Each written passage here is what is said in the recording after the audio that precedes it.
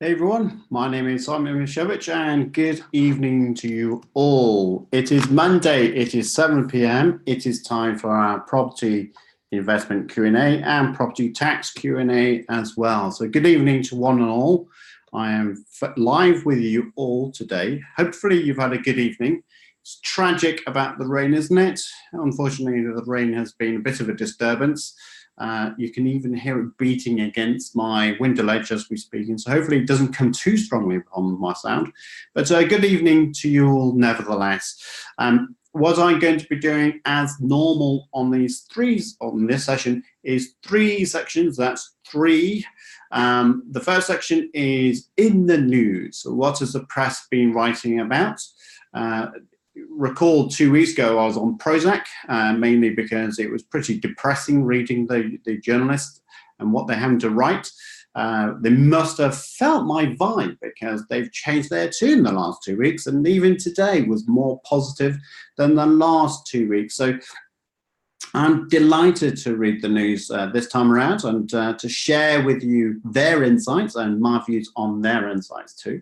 The second section of this is the client FAQ, so what our clients have been asking about and how we've been helping them to reduce their tax liabilities as well. Some interesting insights, slightly different from the news articles that we've been looking at.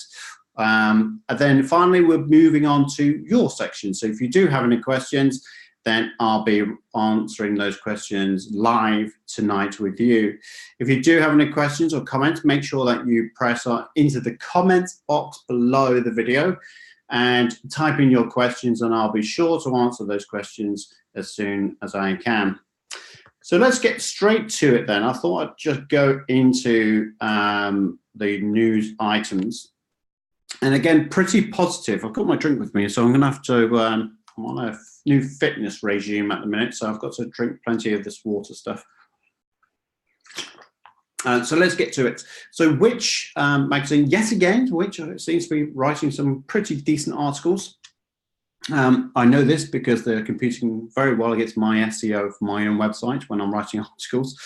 But the Which has cited the fact that Coventry Building Society, which pretty much echoed their previous sentiment last week of the Coventry Building Society have increased the amount of borrowing that you can have on a mortgage of £750,000, which basically means that you're going to have to buy a pretty big property to take up that buy-to-let mortgage value.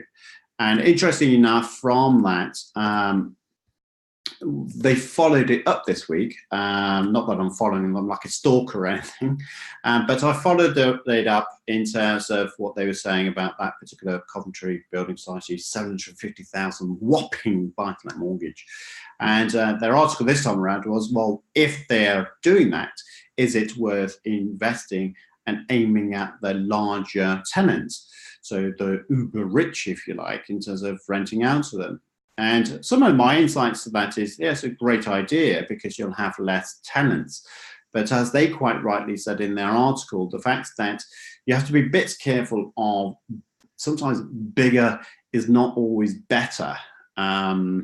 I would always argue the point that if you think about if the bigger you are, the harder you may fall.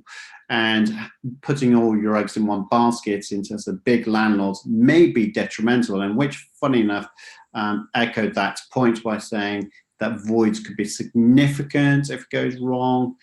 If you've got some voids between tenants because you've got to do the property again, it can be a heavy cost burden to you. So I think it's an interesting article about saying, you know, should you be going for the wealthier of tenants? I think you may have less problems, but to be honest, I've always found that the richer you are, sometimes the stingier you are, and the reluctance to release cash in any way possible. So I'm not always convinced that it's the best thing to go for tenants, in all honesty. But it's an interesting insight in a way in terms of what they had to say. Then another article that I read was Mortgage Introducer, and Mortgage Introducer was citing TMW who are dropping their rates on their buy-to-let mortgages. I'll give you an example of what the Mortgage Introducer was citing. TMW is now offering a 2-year fixed mortgage at 75% at 2.84. The catcher here is it's in a limited company. A 2.84% inside a limited company. I mean, that's fantastic. I mean, with a mortgage arrangement fee of £2,000, yes, a bit heavier than you could probably get in your own name, but that's a tremendous deal. And they've got a 3.29% rate with no fee at all. So significantly great deals to be had. And it's no surprising that that's happening. You've got to remember that buy-to-let property investors are now moving towards limited companies because of the tax regime. There's a lot more efficiencies. And as I'm going to talk about later on, is that there are many ways of extracting money outside of a limited company as well. And therefore, I do foresee that there's going to be this competitive edge around mortgages. I know that Virgin dropped their rates in limited companies as well a couple of weeks ago, and I rather suspect that this will be a trend that we're going to see, that buy-to-let mortgage rates are going to be decreasing whilst competitors go into the marketplace, and it's going to be a bit fraught with action, I believe. There's less landlords in the limited companies. We know that amateur landlords are leaving in their droves. So it just leaves the professional landlords, I feel, left in the marketplace. There's less of them, and therefore that's the other companies like TMW, Coventry, even Shawbrook, Paragon, all those kind of organizations will have to look at their rates to remain competitive in this kind of marketplace that we're now facing. So an interesting one for that. YourMoney.com cited about whether Labour comes into force. Now, you may have seen in the news about Jeremy Corbyn saying that it's the land for the people, not land for investors like you and me. It's for the people.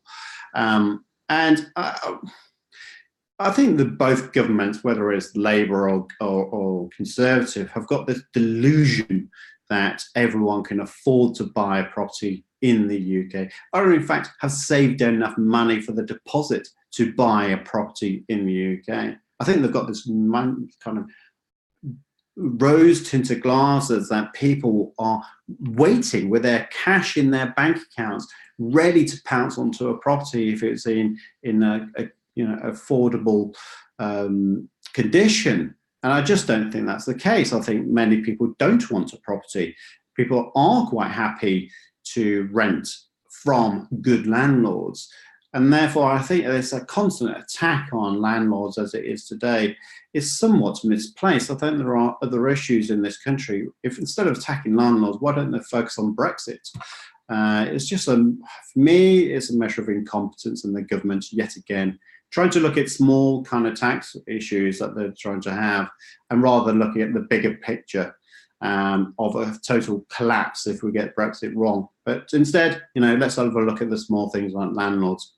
Okay, it's an issue somewhere in terms of bad landlords and rogue landlords, which they never target properly, do they?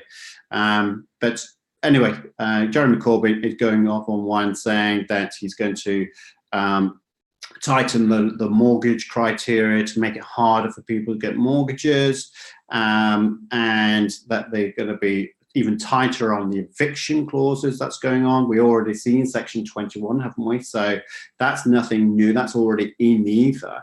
But he's going to be focusing on that. And I just kind of think, well, yes, that's okay doing that, but then where are people going to live? You're not providing enough housing. We know that.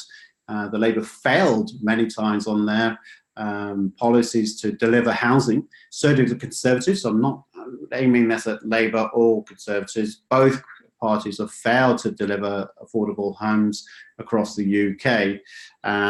and therefore, you know, this attack on landlords may be perpetuating the issue of more homelessness, greater difficulty in terms of affording the rent, because landlords will just do one thing, and that's put up their rents.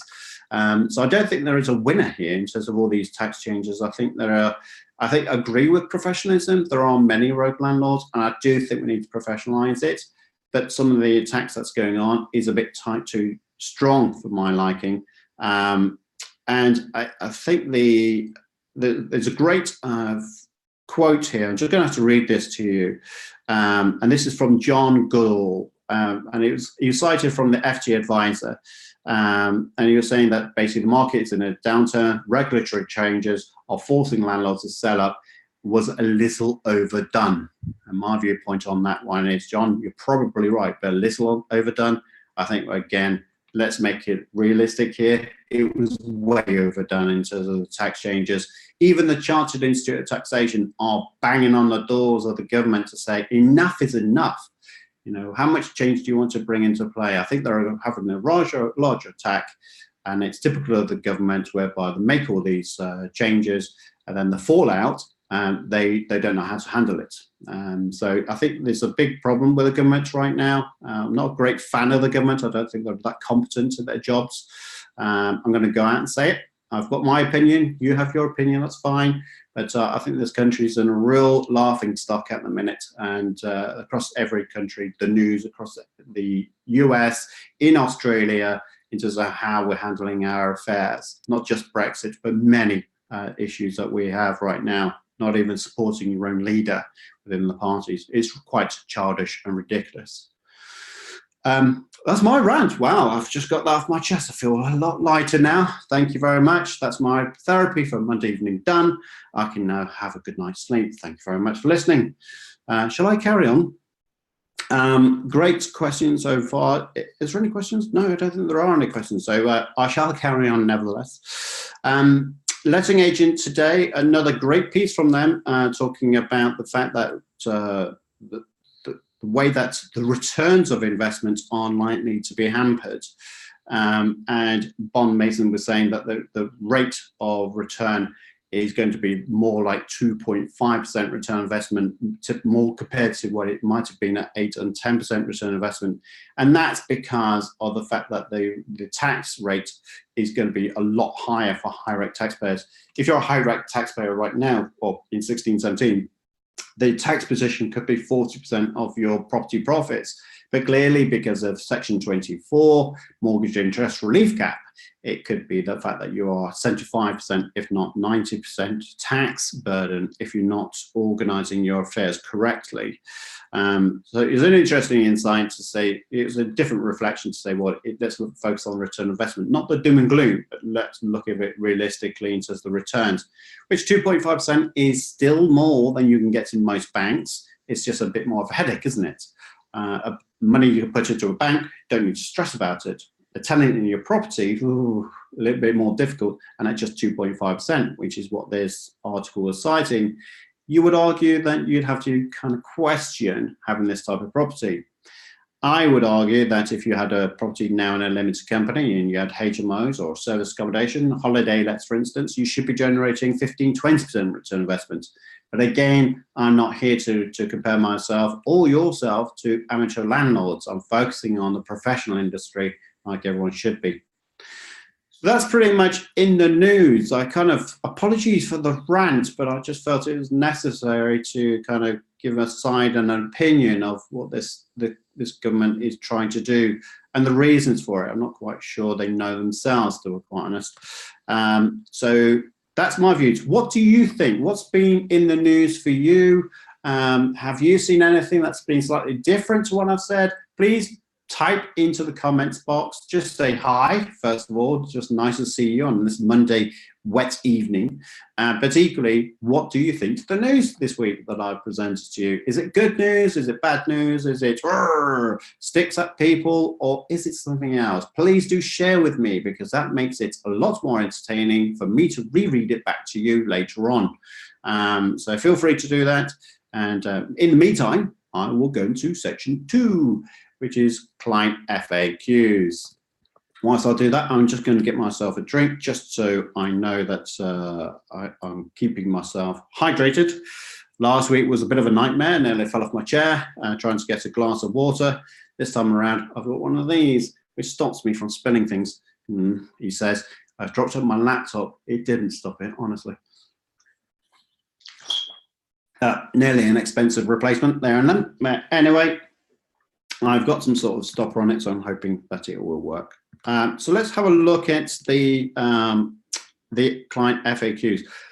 Clients have been asking quite a lot of questions about VAT limited companies this week, and it was interesting to see, well, last week, and it's really interesting to see the way that things are moving. A lot more people are investing in limited companies. That's just the way it's going. They know that Section 24 is not a great thing. So investing inside a limited company is probably a nice tax haven for them right now. There's greater flexibility of pulling money outside of a limited company as well. So it's given, and mortgage interest rates, as we just saw there from TMW at 2.78%. Wow, that's even better than buy-to-let mortgages in your own personal name. So that's definitely going to be a trend to moving towards limited companies. Out of which some clients are also moving towards service accommodation and holiday lets. Why? Well, Section 24 doesn't affect those. So people that got properties in their own name, worried about Section 24, they are now converting those properties into holiday lets. And that's because of this Section 24, it goes away with those types of properties. It's a trade business. Come with that, though, is VAT. If you have a holiday let service accommodation and your turnover in the last 12 months, you're kind of rolling 12 months if you like, is more than £85,000, then you have to become a VAT registered business. And that's the downside, because all of a sudden now you've got to charge out 20% VAT rate to your tenants or your guests, if you like. So you do need to be a bit careful with that. Just an insight for you, you can go on a flat rate VAT, so you might charge your tenants 20%, but you then only have to pay 10.5% of the total inclusive price to HMRC, and you get a 1% discount for your first year. So it's not doom and gloom, and you could make some more money out of it. However, your problem here is that your prices are going to have to go up, and you may lose some of your guests. So one of the things you could look at is compromising some of your pricing, and you pay 10% basically to HMRC where you make no money at all. So it's really finding that biting point, reducing that price, charging your VAT, so it doesn't mean that you're going to lose all your guests, but you may not make so much money on this flat rate VAT scheme. You do need to do quarterly VAT returns, so it's administration as well. It does mean you need to use some sort of systems such as Xero and QuickBooks. So that's one other issue that you've got there. And we've moved to making tax digital as well. So extra burden there for VAT registered businesses. Typically rent is VAT exempt. I should have started that really at the beginning, but I didn't. I failed you there. But rent is typically VAT exempt, so you do not charge your tenants VAT. It's really going to be on holiday lets, service accommodation, and that's why the VAT questions have come up. Limited companies is such a big thing about limited companies right now. Should I use a limited company? Quite a few clients have been asking that question, and I've just shot a video and I've just edited it. It's going to be going live in 2 weeks time, 3 weeks time, sorry, 3 weeks on Thursday, that is. And it's talking about how to use a limited company, should you use it? And in the 4th week, I'm just finishing the editing on that video as well, where we'll talk about how to extract money out of a limited company in the most tax efficient way. So stay tuned for those, because they're going to be quality videos of how to make the most of your limited company. So one of the things I said to, well, not me, my tax advisors, lead accountants, have been looking at the way that people buy properties. And if you're looking at setting up a limited company to buy property investments, this is only really a good idea if you're going to stay either your employed job over there as high rate taxpayer for about 5+ years. If you've got an inkling that after 1-2 years you may decide not to be a high rate taxpayer because you're giving up your JOB. I don't know what that was. I tried to do the JOB. It really looked disastrous. So kind of gave up halfway, which just made it look even worse. But ultimately, if you give up your JOB, no signing there. But if you did give up your job within 1-2 years, then ultimately it was a waste of time setting this limited company, because you've got a basic rate taxpayer now, or even a zero rate taxpayer once you've given up your job. You could have had, I was about to say, you could have had cheaper buy-to-let rates in your own name compared to a limited company. But just as I've said that, I just remembered that TMD we've done with limited company rates at 2.84%. Got that wrong, haven't I? So maybe the rates of limited companies aren't so favourable now. Sorry, limited company rates are more favourable than maybe rates in your own name. Time will tell if that's going to change. But ultimately, you've still got this limited company, you've still got properties inside of it, and now you've got to extract money out of the limited company to your personal name for your lifestyle purposes. You've got the administration burden, you've got to speak to your accountant about tax efficient withdrawals. It can be a lot more of a nightmare compared to if you just waited for 1-2 years, give up your job, but keep all your properties in your own personal name. And I recall having that conversation many, many times over with different people, paid clients as well, not just our own clients, saying, you know, the same thing of, well, I'm going to give up my job. Should I have a limited company anyway? And my answers were, no, you should not. You should just save yourself that hassle. When you're starting in property, typically you have a lot of refurbishment costs anyway. So when you're first starting up, you may be carrying forward a loss. And by the time you're giving your job, those losses may be eking away, and now you are into a taxable profit, but you don't have to worry about Section 24 as much because you might be able to plan it properly. So it's all about the planning, really, but I don't think that limited companies are be all and end all. Clients have been asking a lot about how to extract money out of a limited company. I'm not going to go into too much detail about that. So it's obviously client privilege in terms of their cause and so on. But one thing I would say is that you could take out, if you're a limited company, if you've got no other form of income, you could take, and this is in your personal name, you've got no other form of income, you can take out wages of 8628. I had to look twice, 8628 out of your limited company, and that would be tax-free, clearly to you. Now, you might be asking, well, what am I talking about? Your personal allowance is 12,500. Why don't you extract all of that? Well, the honest answer to that is ultimately national insurance. Once you go over 8628, you've got employers' national insurance at 13.8%, and employee national insurance at 12%. So add those two together, plus you've got the cost of running payroll, etc., etc. Also, then you're paying the stealth tax of national insurance, which you probably weren't expecting to pay before. So you do need to be very, very careful in regards to the extracting inefficient wages from your limited company because of income tax, but also this other stealth tax of national insurance. There are so many other benefits of taking money out of a limited company, but I'm not going to spoil things because I do have this video, like I say, in 3 weeks' time coming up about, is a limited company worth your while? So please stay tuned for that on the Thursday. And then the following Thursday, I talk about how to extract money out of a limited company. I'll give you loads of examples in that as well. So stay tuned for those. I appreciate it's 3 weeks away, but I've got a few videos coming up in the meantime. One of the videos next Thursday, which is going to be loaded up, is all about the types of investments that you can make. So looking at different types of property investments for the year 2020, if you like. I'm just going to go beyond a couple of the points that clients have made. One thing I would say to you is cars. One of the frequently asked questions is, should I have a car out of my company? And my answer to that is always been no. I run my own limited company, clearly, because of accountancy firm. I have my own car, but it's in my personal name, and I just charge my company mileage. And I'm just looking for now my phone. And I use one of these apps on my phone to be able to record the mileage, and then I download that spreadsheet every now and again, and I send that to my accountant to produce the mileage claim for me. I don't want a company to pay for my car. Never did. Even when I worked in corporate, I always said, give me a car allowance, I will buy my own car. The reason for that is because CO2 emissions and the fuel scale charge is a hefty cost for you as an individual. It's even bigger, heftier cost for the employer. So why bother? Why don't you just go to but getting your own car?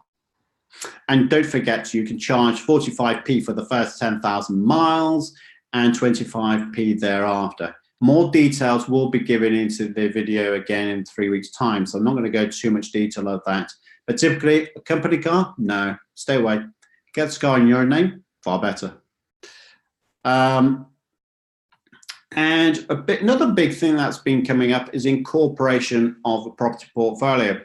This is a big thing, and it's going to be bigger going forwards, I'm sure, when Section 24 kicks in.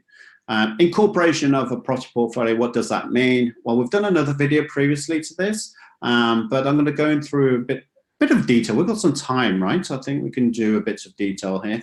So incorporation of a property portfolio just simply means moving your properties from your personal name into a limited company. The reason for that is because of Section 24. Now, a couple of things for you on this. First of all, one, you would need to move your properties into a partnership. Now, that could be an LLP, or it could be even a simple partnership return, to be fair.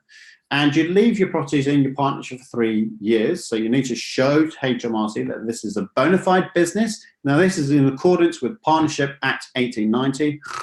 Oh, sorry, but it's a law that you might need to read if you really wanted to, or just get a solicitor and they will help you out with the basics. You must be working inside the business. Now, there was a Ramsey case a few years ago that said you must be working in the business for 20 years. Many people have now spouted that off as being the norm. Rubbish. Case law is not about quantitative information, it's about qualitative information. So they'll look at things case by case basis, look at your circumstances, not the fact that you can say, yes, I worked 20 hours, blah, blah, blah. It makes no odds at all. So please just discard these articles, like when you read them, as soon as it says you must work 20 hours, discard the whole article, because they don't know what they're talking about, unfortunately. I wrote about 20 hours, but I basically said it was the case in which the judge said the Ramseys worked 20 hours, therefore they had a business and could incorporate their property portfolio without having the issue of capital gains tax. That was a case. But it doesn't mean that's going to be the case for everyone. So we just need to look at it and say, well, are you a genuine business? The way to answer that is, do you manage the tenants? If you're using a letting agent, typically you're an investor, not professional in terms of landlords. Number two, if you've got works going on, do you manage the refurbishment, or do you just outsource the whole lot to your letting agent? Again, not you, someone else doing it. Do you have conversations with your person, your tenant in the property? I forgot your tenants in the property. If you're having all these conversations, if you're managing the tenant on a monthly basis, if you're getting involved in the refurbishment of the projects, if you're managing some of the utility issues that you might be having, you are managing a business ultimately. And it doesn't matter if you're working 20 hours, you could be working 35 hours. You could work in 15 hours. The fact that you're running a business just allows you to say to HMRC and the courts, basically, that you've got a genuine business, and therefore you can incorporate your properties into a limited company and not paying a capital gains tax. And there is Finance Act 2003, updated to 2015, Schedule 15, which talks about no SDLT as well. So you can move all of your properties from your personal name into a limited company. What you do need to bear in mind is that there are issues with refinancing your properties, and there is something called a latent gain as well, which you do have to pay tax on immediately on incorporation. And just a bit of detail on that. basically, latent gains is where you've got a property that's worth £100,000. It's now worth £200,000, and during your period of ownership, you've remortgaged it. So your mortgage went from the £75,000, so 75% original value, and you've now gone up to 75% of the new value. So let's say £150,000. Your £150,000 mortgage is now more by £50,000 than the original purchase price, and that is a problem because that 50,000 excess is subject to capital gains, and you will have to pay capital gains tax on that on the incorporation of your property portfolio. And funny enough, I did another rant earlier because I'm in my studio today, and I had another rant about not having mortgages, which, by the way, will be on YouTube in about 7 weeks' time. I'm afraid I've scheduled a lot of videos to be sent out on a Thursday. But I did have a rant about mortgages. Maybe it's a Monday rant day. So maybe I'll rephrase that from property tax, property investment Q&A to just rant, and that will be it. Probably get more watches of this YouTube channel if I just called it Rant Day.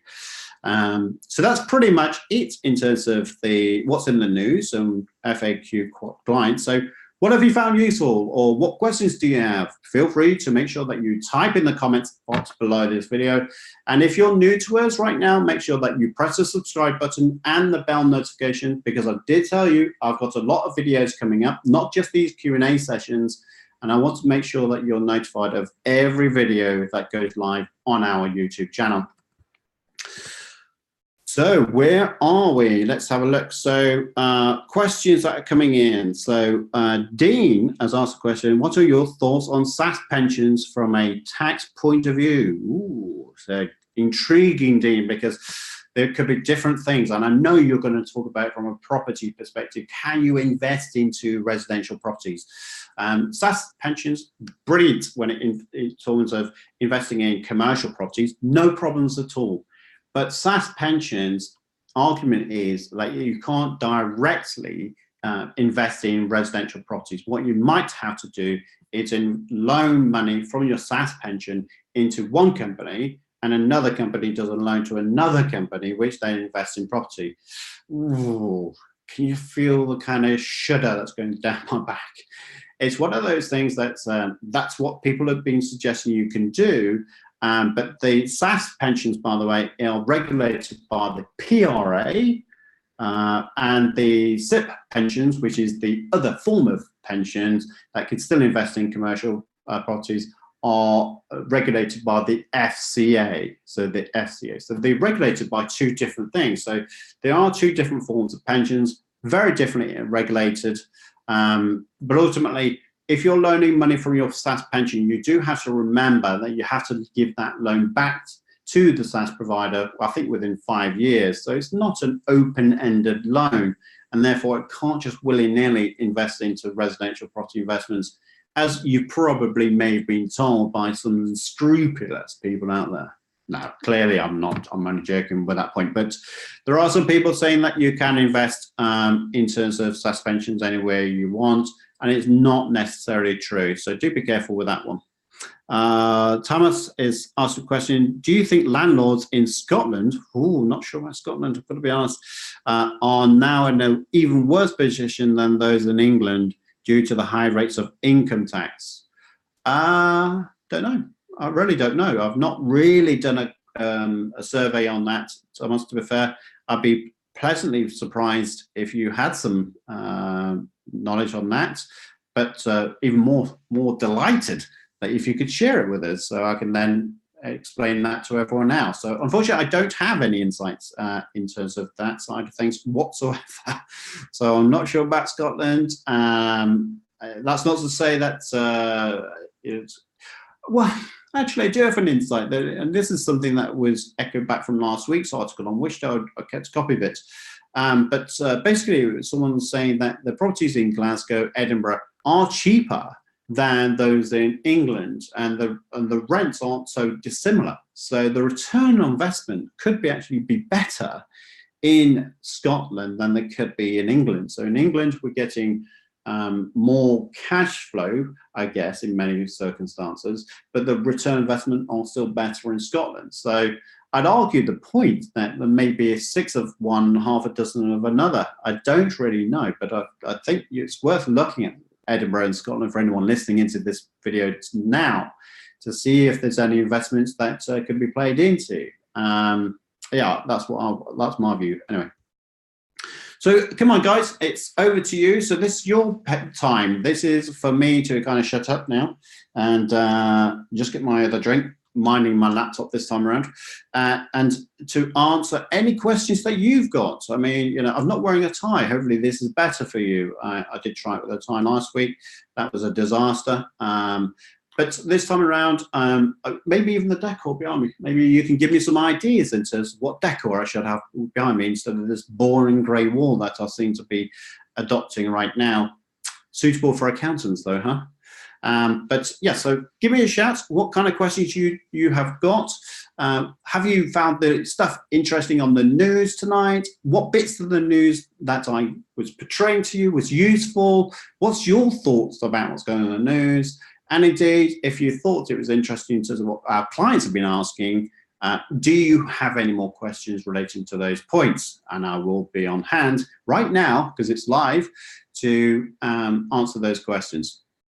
So a couple of questions come in, so great. So Jeremy's back in. Jeremy, great to see you. Good decor. Yeah, well, you say that, Jeremy, but I do have to say that YouTube have said it's good to have a shelf with some toys on it. Now, I have not got a clue what kind of toy I could probably put there. I could probably put Hangman there for HMRC. I don't know. Would that be a bit strong? Yeah, maybe. But some decoration at the back maybe was useful. So I could have things like ornaments that says Section 24 mortgage interest relief cap. So give me some ideas on that. So what's the best way we talk to you? Forget the toys. I was only kidding, Jeremy, but yeah, I will forget the toys, don't worry. What's the best way to talk to you? I think you can talk to us here. You can type in your message. If you're looking to talk to us as tax advisors, I don't work in the office, I have to say, anymore. My team do an awful great job, and they've kicked me out, so I can focus on doing things like this. And really, it's good promo for our organisation, and I've got to now do some company awards, apparently. So all the joys in the sun for that. So yeah, so go onto our website, www.optimizeaccountants.co.uk. You can discuss our services on there, by the way, or you can book a tax call as well, and someone will be able to help you with that. I haven't created a code for that, but if you put in U33, so YOU33, you can get a 33% discount. And I need to make sure I set that up before I finish this video. So don't use it just now, maybe use it tomorrow. And that's a free tax call. With those tax calls, you can upload your questions, upload your documents, and the lead accountants will be on hand before you even get on the phone to identify some of the solutions that may be useful for you. So that 30-minute call is typically used for solutions and nothing more. Hopefully that's give you clarity. Some questions coming in, so I'm delighted now to be able to provide some answers, hopefully. So Jeremy's asked the question, I'm living in a bungalow which has a plot of land.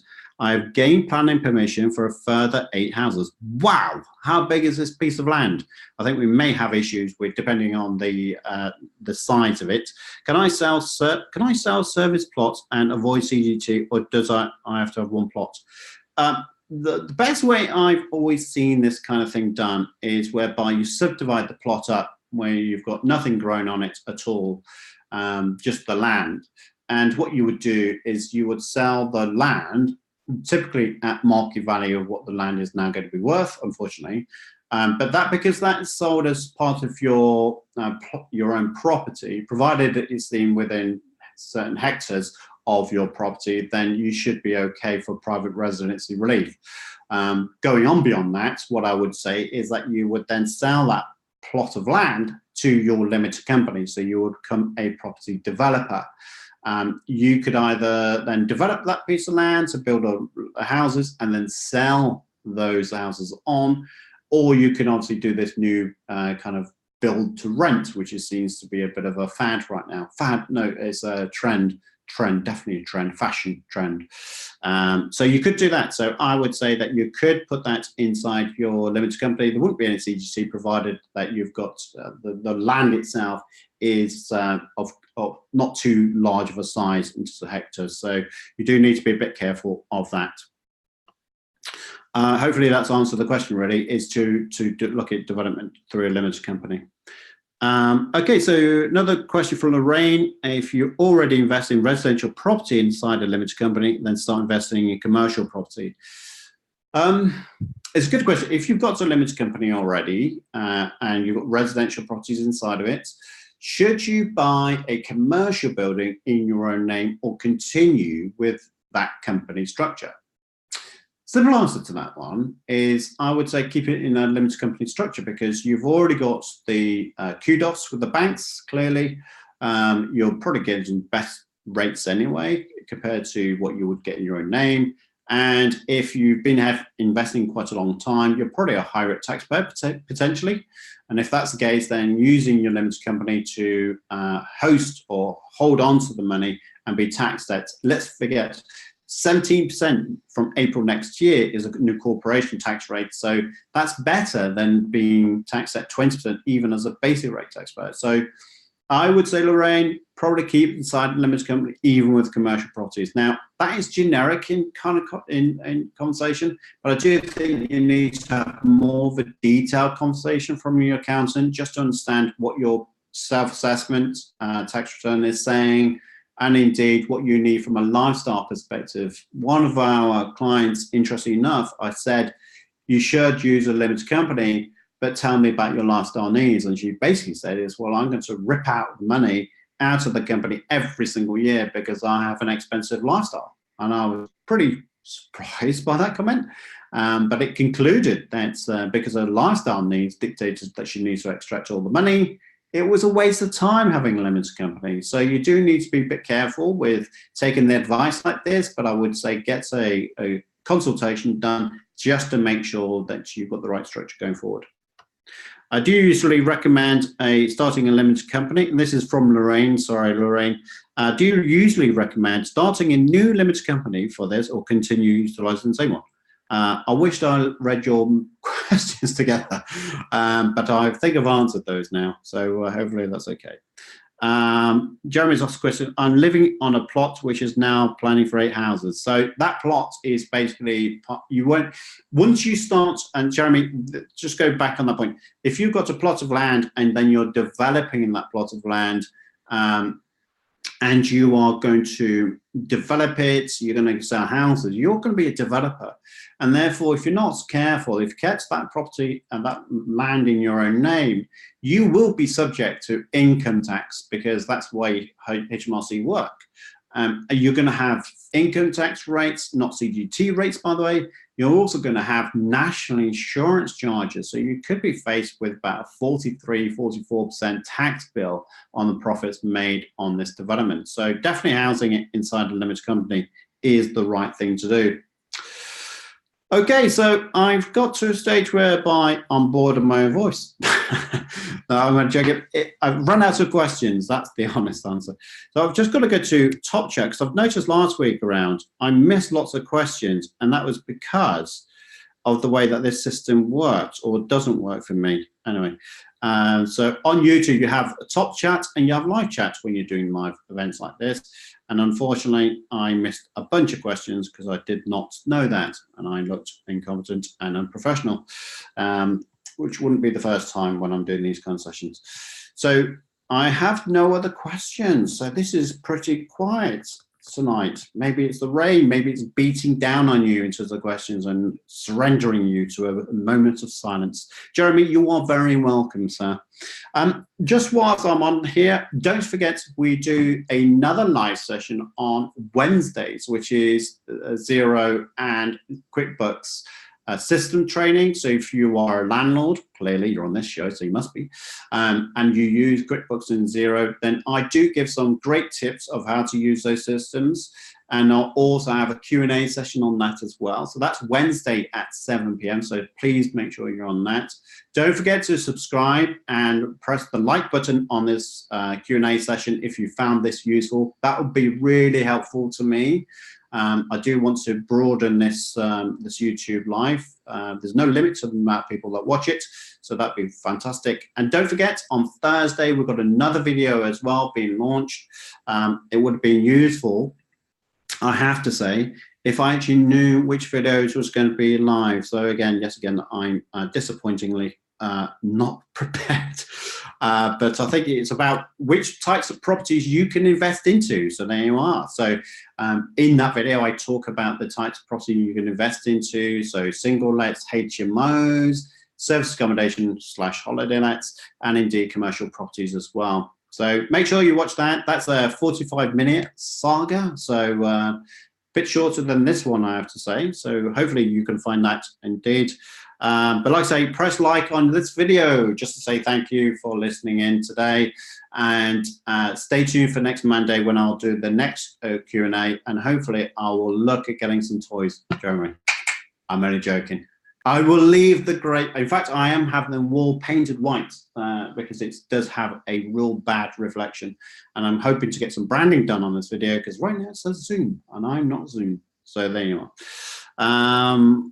So Lorraine's just said, thank you. You can only write questions up to 200 characters. Hence my questions looking like 2 questions. Oh, fair enough. I did not know that. So hopefully you found this useful. Like I say, stay tuned for the next Thursday because we're doing another upload on this.